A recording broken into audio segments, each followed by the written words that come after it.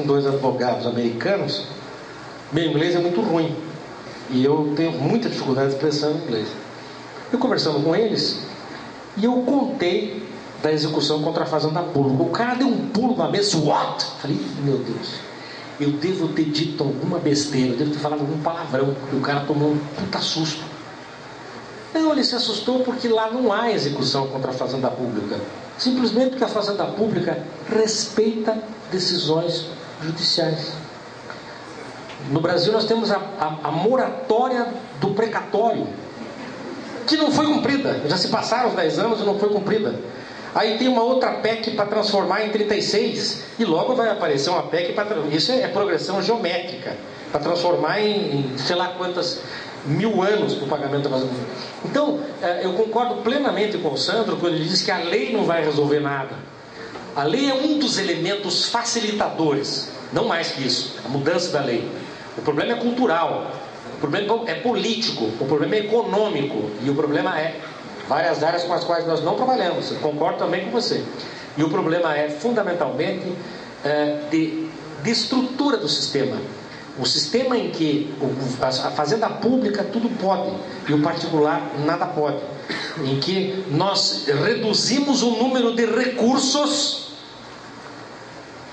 mas não acertamos a presença da fazenda pública em juízo. Ela ainda é toda poderosa presença em juízo, em detrimento do particular, que vê o número de recursos de que ele poderia lançar mão diminuir porque há muitos recursos. Significa dizer porque a fazenda pública recorre demais. Então esse é um grande problema. Me parece que tem faltado ao longo dos anos, talvez dos últimos 25 anos, um elemento subjetivo fundamental para se fazer qualquer coisa a sério na vida e no país, que é ter pelo nome de coragem. E nós não tivemos coragem de mexer na presença maciça da fazenda pública em juízo. A grande usuária do serviço judiciário, a grande usuária dos tribunais e etc, etc, etc, etc. Com prazo privilegiado, nós chegamos ao cúmulo no sistema brasileiro, isso é um negócio que ninguém entende, de ter uma estrutura judiciária só para o particular litigar contra o poder público, que é, de grosso modo, a Justiça Federal. O juizado especial federal é o juizado para o povo litigar contra o governo, contra o INSS, contra aqueles que deveriam ser teoricamente os guardiões do direito da população. Mas não, ao invés de proteger o direito da população, eu crio uma estrutura judiciária caríssima para que o povo se defenda de mim, governo. Isso não bate na minha cabeça de jeito nenhum, não fecha essa conta de jeito nenhum. Enfim, mas esses são problemas que passaram ao largo e quem sabe ficam para uma próxima, para as primeiras reformas do novo código, eventualmente, que virão certamente logo em seguida da sua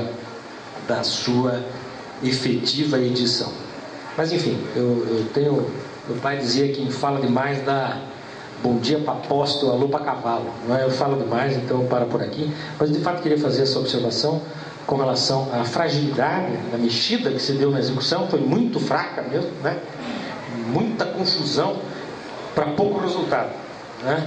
E especialmente em relação à execução contra a fazenda pública.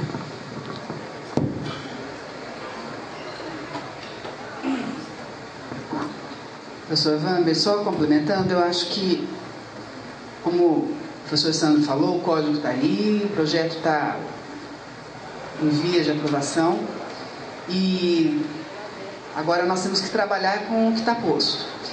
Mas, já considerando a sua hipótese de reformas do novo Código de Processo, eu acho que a questão não é só política, não é só econômica, é uma questão cultural fundamental. Acho que, eu penso, antes de mudar o código, talvez nós precisássemos mudar as cabeças e gerar mais responsabilidade naqueles que operam o processo, para ter exata compreensão do que é o processo. Eu vejo algumas incoerências. Eu vejo que se fala que busca garantir o contraditório como se fosse algo que nós precisássemos escrever. A motivação das decisões judiciais precisa explicar para um juiz o que é uma sentença fundamentada? Precisa desenhar? Quer dizer, isso é um absurdo. Um código que tem a finalidade técnica precisar esclarecer o que significa a motivação das decisões judiciais. Se valoriza o contraditório é garantido constitucionalmente. O princípio código garantir o contraditório é outra. Garante em alguns momentos, e me parece que há uma incoerência. Ao mesmo tempo em que afirma que não se proferirá decisão contra uma das partes sem que esta seja previamente ouvida, estabelece, amplia sobremaneira as hipóteses de julgamento em procedência liminar. Qual é a coerência desse dispositivo? Quer dizer, então, a meu ver, o código está aí, mas haveria que existir uma análise inteira, porque há muitas incoerências. Eu não vou me fazer referência ao processo de execução, porque não foi objeto de estudo, não é meu objeto de estudo, mas quanto ao processo de conhecimento, há algumas regras aqui que eu temo que não venham para colaborar de forma alguma com o processo, muito pelo contrário, porque há incoerência no próprio texto legal. Quer dizer, fala-se que o contraditório, o grande argumento é que o contraditório diminuirá o número de recursos.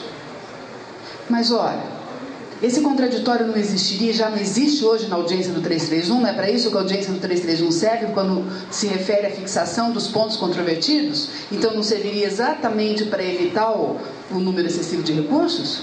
Quer dizer, evita-se o número de recursos aplicando o contraditório de forma ampla, como um princípio que já existe, na verdade existe por força constitucional, não porque esteja disposto claramente ou não no Código de Processo, porque é um dispositivo é uma garantia constitucional.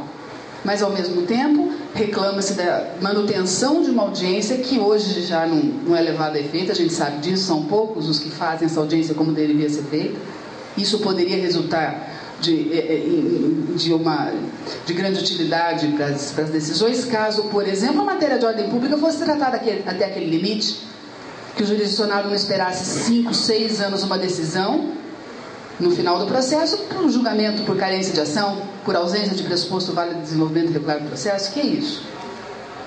Então, acho que limites, dizer que nós vamos distribuir, o juiz poderá distribuir de forma balanceada a prova, o que já acontece na prática, mas a distribuição balanceada como regra de instrução ou como regra de julgamento? Até que momento, juiz, eu vou ser surpreendido no final dizendo, juiz, não, eu entendo que isso deveria ter sido provado lá. Isso vai garantir uma melhor decisão? Vai diminuir o número de recursos? Então, são inúmeras situações que eu acho que eu não sei se a redação que foi dada, eu acho que nós temos que pensar, eu não sei, não tenho bola de cristal, fiz essa pergunta logo que os 2 professores chegaram, quais são as chances de aprovação, que é o que eu me pergunto como professora de graduação de processo, todos os dias a mim mesma, será que esse código passa ou será que eu acho que eu tenho que me aposentar antes que isso se resolva, porque aí eu fico mais tranquilo. Mas sei que ele pode passar de qualquer modo, já na eventualidade de uma possibilidade de novas discussões, acho que nós tínhamos que estar alertas a isso. Mas eu gostaria de ouvir os 2 professores a respeito dessa questão do contraditório do julgamento e outro do incidente de coletivização das demandas, que é algo que me preocupa bastante também. Vamos lá. Por partes, como diria Jack. Tem que desenhar. Tem que desenhar. Tem que desenhar a democracia para a sociedade brasileira, porque ela não conhece esse bicho é estranho para nós. Nós temos muita dificuldade de conviver com os opostos. Muita dificuldade. A necessidade de se criarem leis para a garantia de direitos das minorias ou das maiorias, tanto faz, é uma prova disso. Nós temos dificuldade da convivência com os opostos. Isso tem uma razão histórica que se tornou um atavismo entre nós. Desde a República, quanto tempo de democracia nós tivemos? Quase nada. As primeiras 3 décadas, aquela chamada República Café com Leite, República Velha, etc., que era uma piada. O voto era bico de pena. Não é? Tinha até um algumas piadas que se faziam sobre isso, né, sobre o voto secreto, etc, etc, que não era secreto de jeito nenhum.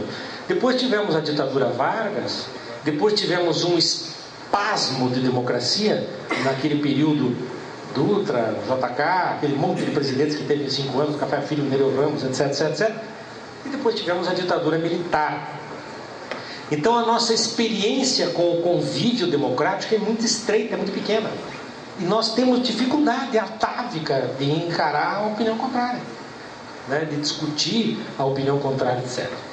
E depois nós tivemos um outro, em função disso tudo, as constituições nunca foram a regra motriz do país. Porque as constituições não eram da sociedade, eram de alguém. Eram do Vargas, eram dos militares. Eu não estou fazendo crítica de valor a respeito desses governos. Pelo contrário, se tivesse que fazer, elogiaria os governos militares pela obra de infraestrutura que fizeram no país, que nunca ninguém mais fez depois disso. Mas enfim, Itaipu é um exemplo disso. Estaríamos no escuro se não fosse isso. Gostou do merchandising do patrocinador? Perfeito, né? Perfeito. Não estava combinado. Não estava combinado. Nasceu agora. Surgiu agora. Mas é verdade, está sendo gravada? Ótimo. Então você pede um aumento do patrocínio para os próximos cursos, né, por conta do merchandising. Mas é verdade, nós tivemos uma experiência democrática muito frágil, muito difícil. E nós temos dificuldade de engatar nessa onda democrática, porque nós sequer sabemos bem o que ela possa significar. Então, o que o Código está fazendo, e nesse ponto eu entendo e justifico algumas das posições defendidas, por exemplo, pelo professor Humberto Teodoro Júnior, membro da comissão, pelo ministro Luiz Fux, presidente da comissão, no sentido de trazer para o texto do Código, esclarecendo o texto do Código, regras constitucionais. E eu fiz um teste, uma ocasião muito interessante, que é o seguinte: pegue os grandes clássicos do processo civil brasileiro, da década de 70 para trás. José Frederico Marques, Lopes da Costa, Gabriel Rezende Filho, Moacir Amaral Santos. Eram esses, além do Pontes de Miranda. Mas nesses cursos, o Pontes de Miranda não escreveu cursos, mas os outros todos escreveram cursos. Não há uma linha sobre a Constituição Federal. Nenhuma. Aí eu descobri que o único desses grandes professores, enfim, doutrinadores e professores dos alunos que estudaram por seus livros, que escreveu um artigo publicado na Revista dos Tribunais, na revista grande, lá na Vermelhinha, foi o professor Frederico Marques, que fazia algumas ligações do Código com a Constituição.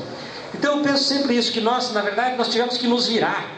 Como a Constituição mudava a cada mês, e era a cada década pelo menos, e não era nossa, era dos outros, era do detentor do poder, então nós tínhamos que nos virar no espaço infraconstitucional. E com isso nós fomos criando regras que depois, em 88, foram, de certa maneira, levadas para a Constituição. Só que não foram compreendidas. Então agora nós temos que pegar aquilo que estava lá como regra, como princípio, norma, detalhar e botar na lei. Isso, por exemplo, a professora Denise disse muito bem, com o princípio do contraditório, é óbvio, está lá. Com o princípio da motivação das decisões judiciais, o que o 499 está fazendo é desenhar o 93. Só o 93 é assim, ó, seguinte, ele quer dizer isso na sua extensão. Mas isso é um problema que é fruto da nossa história, me parece, né? Salvo opinião contrária que me convença, é fruto da nossa história, é fruto da nossa fragilidade em relação à ideia de Estado de Direito. Nós precisamos até dar um apelido para o Estado de Direito, fazer um reforço na ideia de Estado de Direito, chamando de Estado de Direito Democrático, o Estado Democrático de Direito na Constituição, quando na verdade ou é Estado de Direito, ou é democrático, ou nem é Estado de Direito. É apenas um Estado legal. É apenas um Estado que tem estatutos, porque o Estado de Direito é aquele que tem como fundamento o respeito aos direitos fundamentais, à dignidade da pessoa humana. A Venezuela de hoje não é um Estado de Direito. A Coreia do Norte não é um Estado de Direito, porque não respeita o mínimo das das tais garantias fundamentais ligadas à dignidade da pessoa humana. Mas, enfim, concordo com a professora Denise, no sentido de que é um exagero dizer isso, mas justifico o exagero em função da leitura que faço dos nossos percalços, digamos assim, dos nossos antecedentes históricos. Isso cria um outro risco, que é o risco de nós termos que trazer tudo para a lei ordinária, explicar tudo, tintim por tintim, quer dizer, desenhar tudo na lei ordinária. É um risco que nós corremos, fruto também desses problemas todos a que procurei fazer alguma alusão. O que eu ressinto, professor Lambert, por exemplo, dessas questões constitucionais, é não ter vindo falar, por exemplo, o anteprojeto em o que é uma violação direta, o que é uma violação indireta. Quer dizer, o Supremo diz assim, não, isso aqui não houve violação frontal à Constituição, aqui tem uma violação reflexa, né?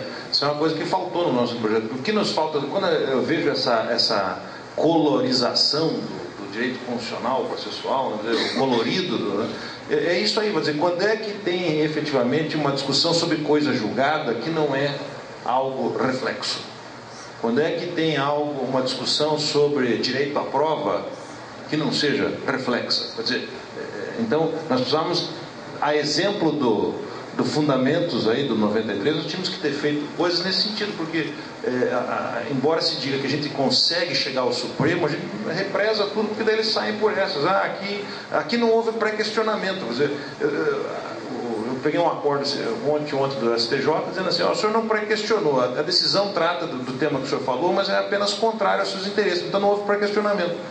Mas o senhor está reconhecendo que trata do tema que eu disse, mas não pré-questionou, porque seria contrário aos interesses. Então pré-questionou está. O senhor pode dizer que ele julgou improvido o meu recurso, alguma coisa, mas dizer que falta pré-questionamento. Então, no fundo, nós não sabemos ainda o que é pré-questionamento, não sabemos ainda o que é ofensa reflexa.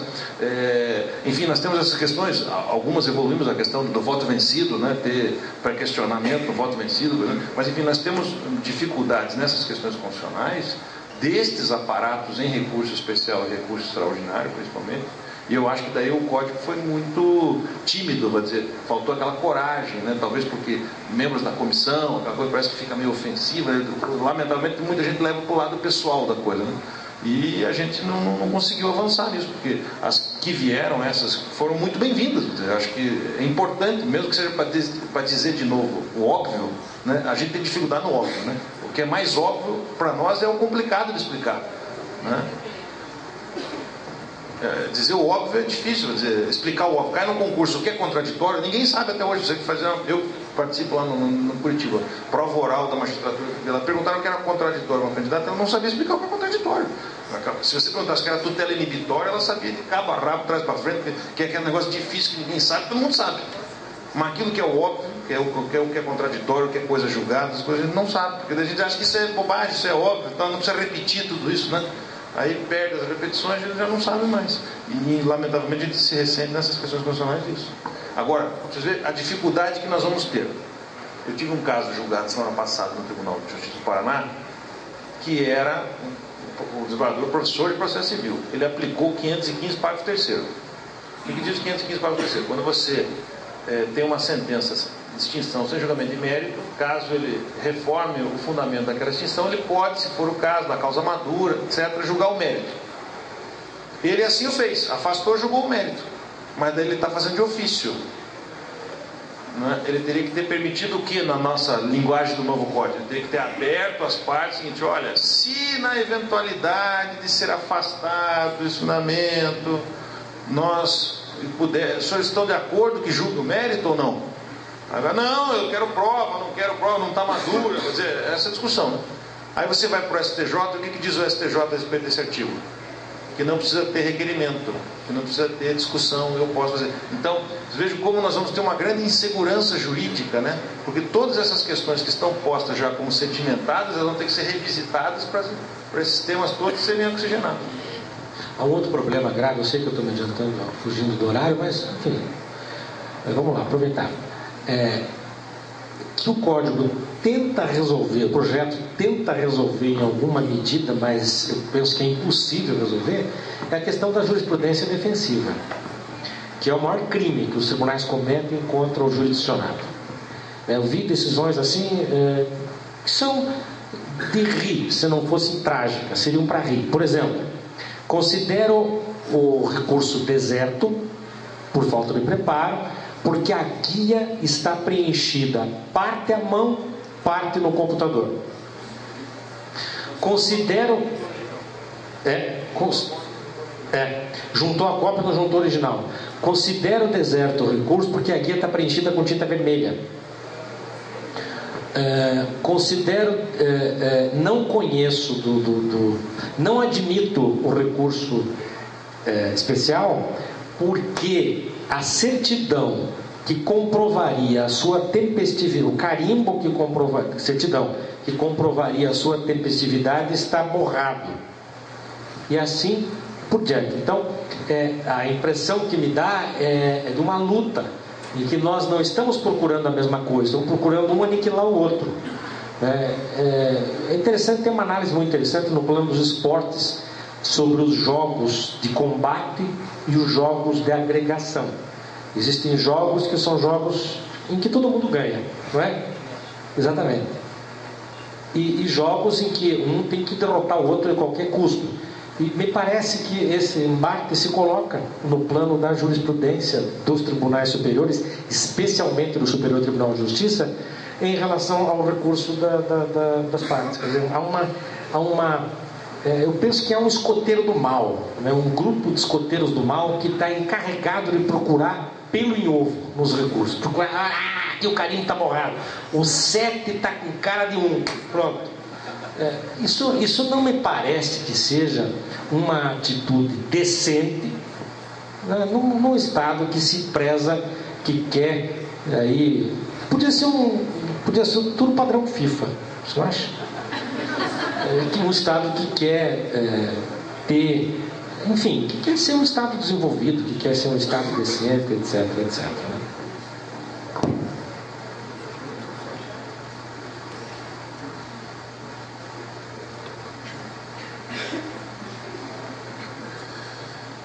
Bom, convido agora a secretária-geral adjunta da OAB Paraná, da subseção de Londrina, a doutora Renata, para entregar o certificado ao palestrante Sandro Gilbert Martins.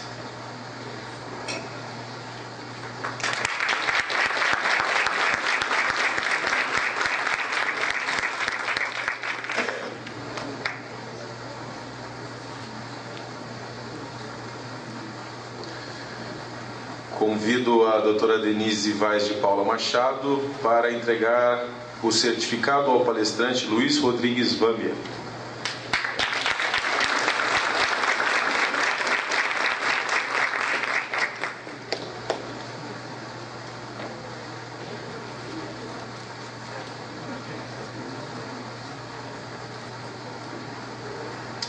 Agora daremos início ao sorteio das obras que estão aqui.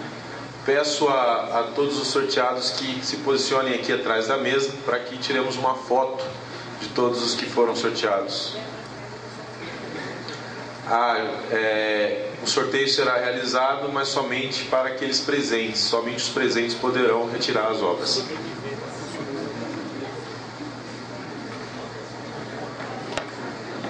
Convido o doutor Agenor para sortear o primeiro.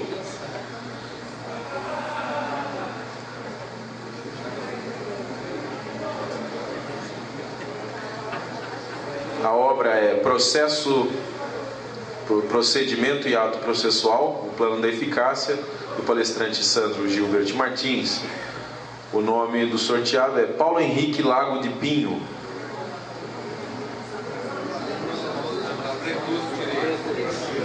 Precluso.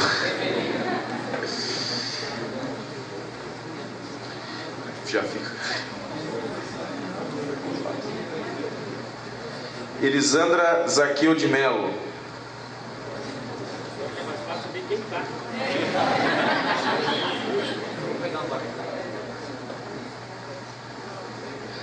Bruna Bassetti Gazola.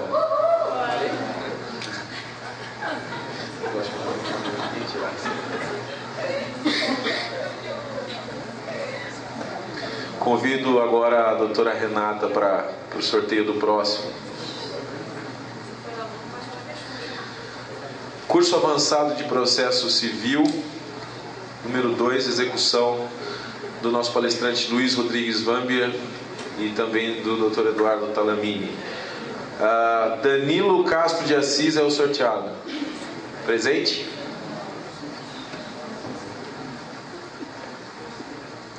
Lucas Morbi da Silva.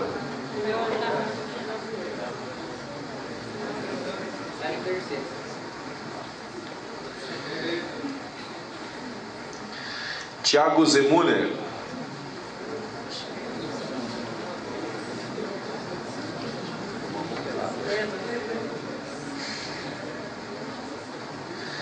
Camila Maggi Santos.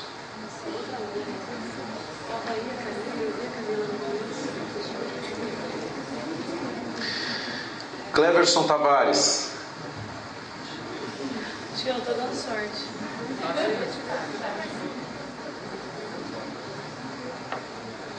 Aline Fernanda de Oliveira de Faria.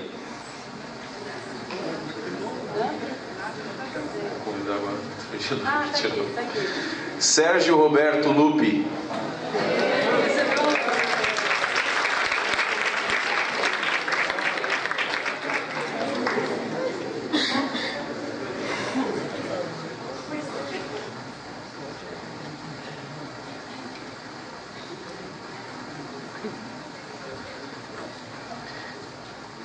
Convido agora a doutora Denise para o sorteio do próximo.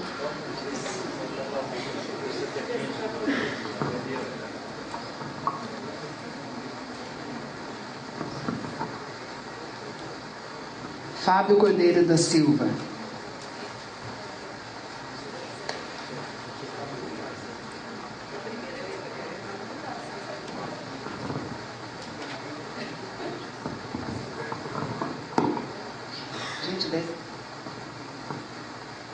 Renato Molim Júnior.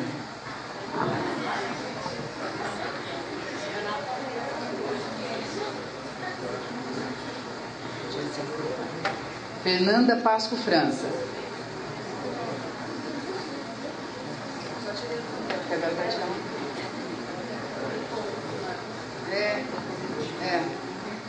Lucas Quezabalan.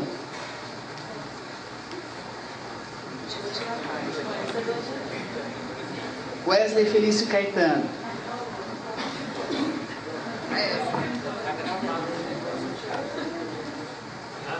Carla Guimarães, Kiara Guimarães Rumi.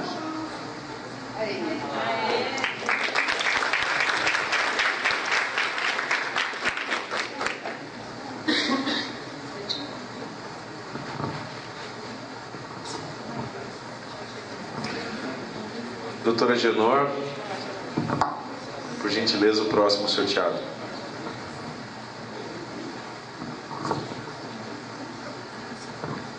Dorothy Kiyomi Moria.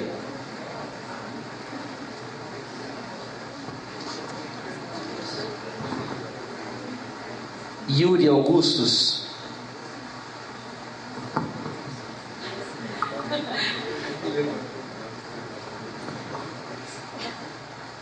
Aparecido Capelim Neto.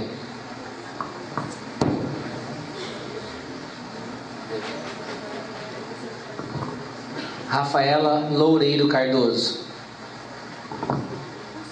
Agora vai. Bruno Rideu Francischini.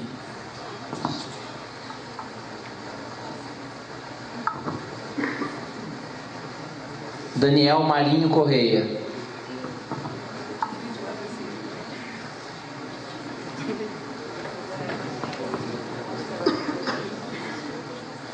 Ananda Fleck.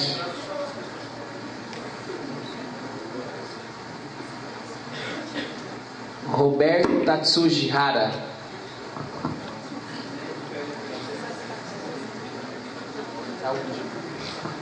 Eu vou passar para a Letícia sortear.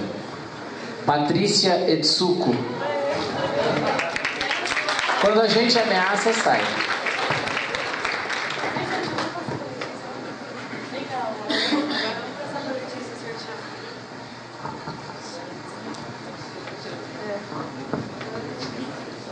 Professora Letícia vai sortear agora.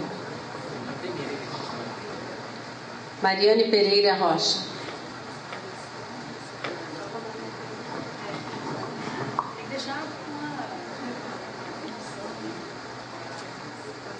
Rodrigo Alves Cordeiro.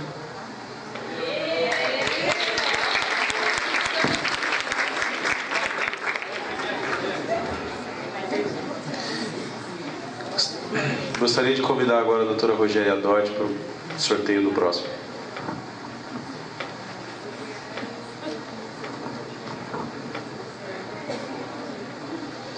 Patrícia Scalco.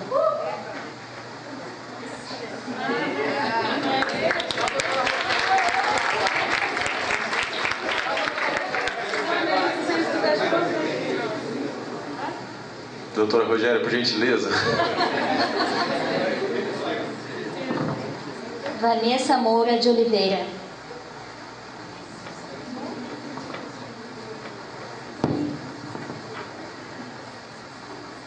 Rebeca Sibinello.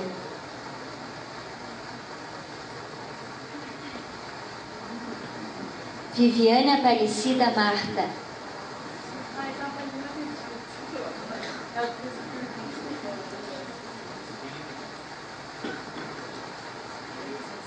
Alana Sibenek.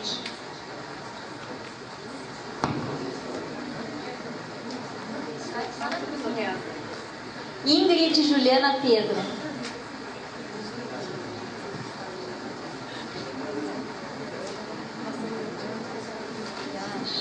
Débora Aparecida da Silva.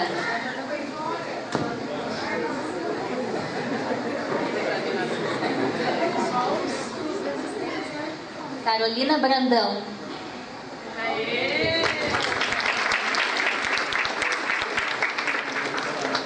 Gostaria de solicitar a doutora Vânia que fizesse o próximo sorteio.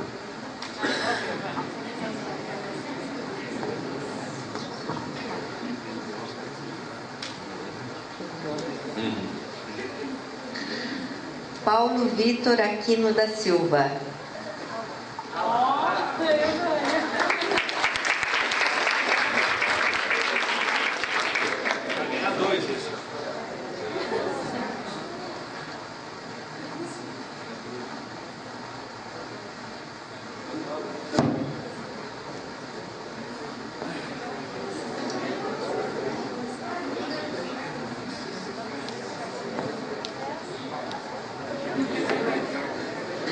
Doutora Vânia, por gentileza, mais um.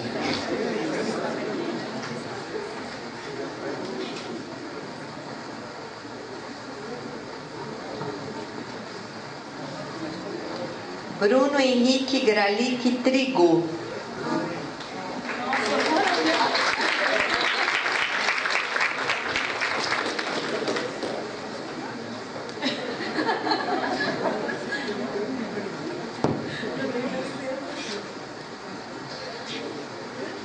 Doutora Rogéria, por gentileza.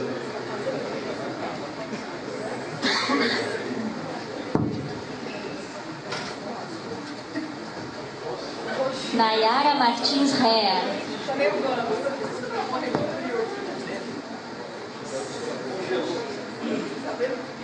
Laís de Souza Pires.